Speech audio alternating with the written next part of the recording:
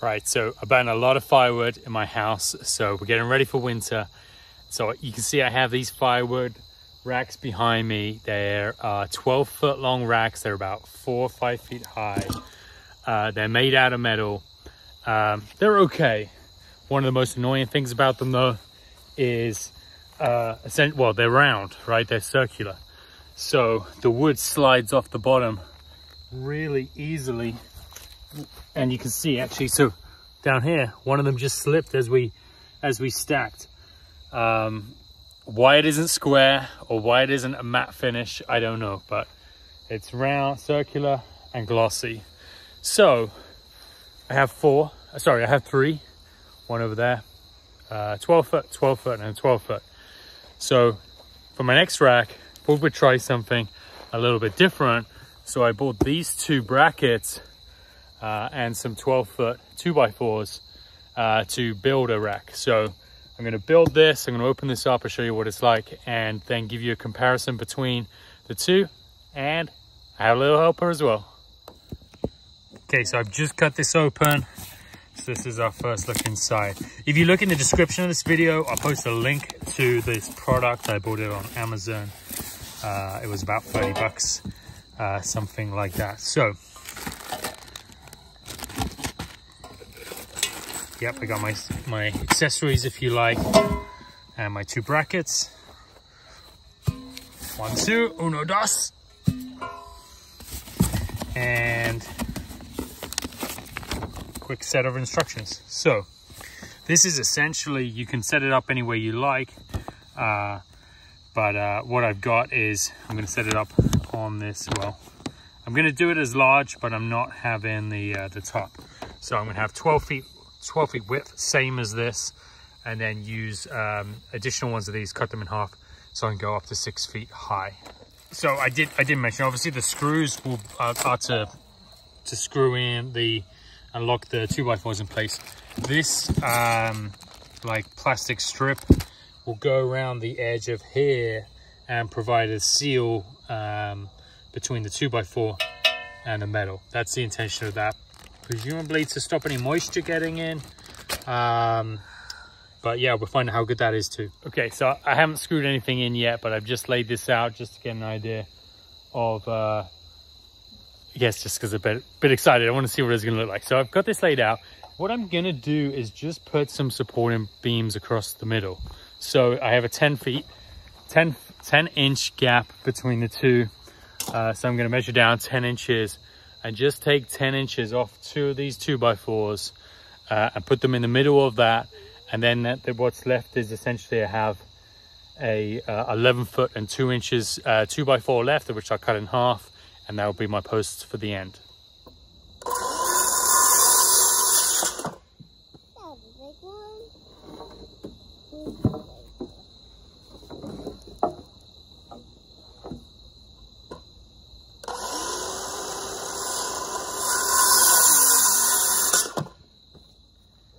Okay, so now's the fixing time.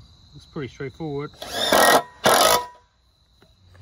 I'm now screwed in at my ends. I got two brackets in the middle, and now I just got to cut my vertical posts for the end of the rack.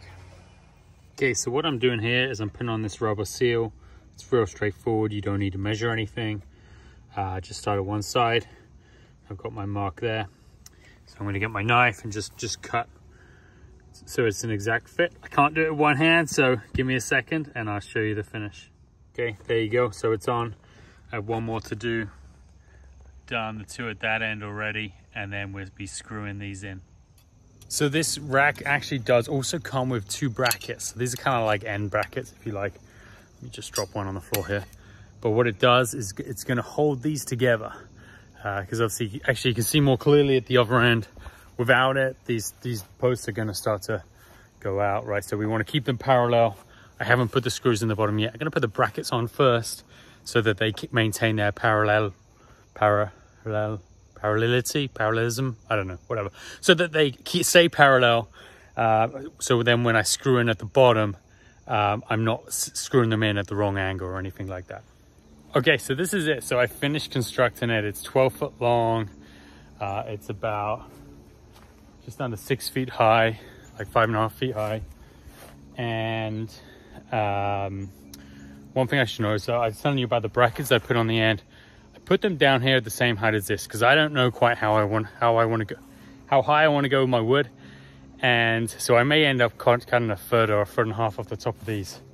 And I obviously didn't want to lose the piece where I had the bracket. So that's it. So construction, right? So it probably took me about 30 minutes total. I did take a break in the middle when the rain came. But the construction was about the same as it was for the prefabricated stuff that I have behind. It's a little narrower. I'll measure it and tell you, and I'll write in the comments about the width.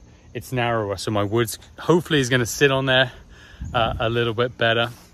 And but it is sitting on the ground, so some advantages, some negatives. All right, so I'm picking up a fresh piece of wood, 16-inch.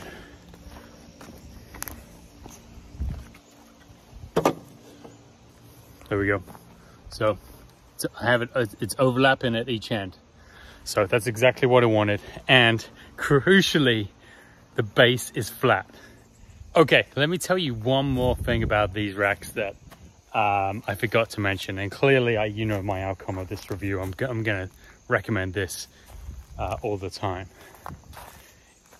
It is so hard to make a tight nut. I got lucky here. So if I bring it in, it's got one bracket going across the middle. I've got my nuts. This is pretty tight. This is pretty vertical. This is a good one. Over here, you can see it's just starting to bow inside. And on here, I was on the other side of here earlier. So this is the back. The legs are bowing. I don't know if it's too hard to see, but it's gonna bow. I previously have one on diagonal here. I had one about 6 feet in front. It lasted 2 days. The legs were started sinking because you've got pressure points, right? All this wood just on 8 different pressure points. The legs started like that, and then they went like that, and then they started sinking in. And within 2 days, all the wood had fallen over. So hence why I've moved it off of this. This is just old ground cover that we killed. I moved it onto the lawn area, which I really didn't want to do, but it's a harder ground, so hopefully it's going to sit okay there for the winter. And I've got some tree cuts there to keep it upright. I've just seen, here's a good one, right? So you can see here, the bracket is coming out. It's instead of being like this, it's now at an angle, and that's why we had to add support to it. So. And with this one, loads of pressure point distributed right across the 12 feet instead of just 8 separate points. So I'll show you what it looks like when it's finished. I get some wood on it. All right, here we go. So there's your comparison, same length. Obviously I was able to go higher because I had higher sides. But honestly, the overall sturdiness of this, really impressed. All right, so I kind of regret spending all the money on those prefabricated packaged products, and I should have just got these little brackets and some 2x4s because I probably spent an extra $200-300 I shouldn't have.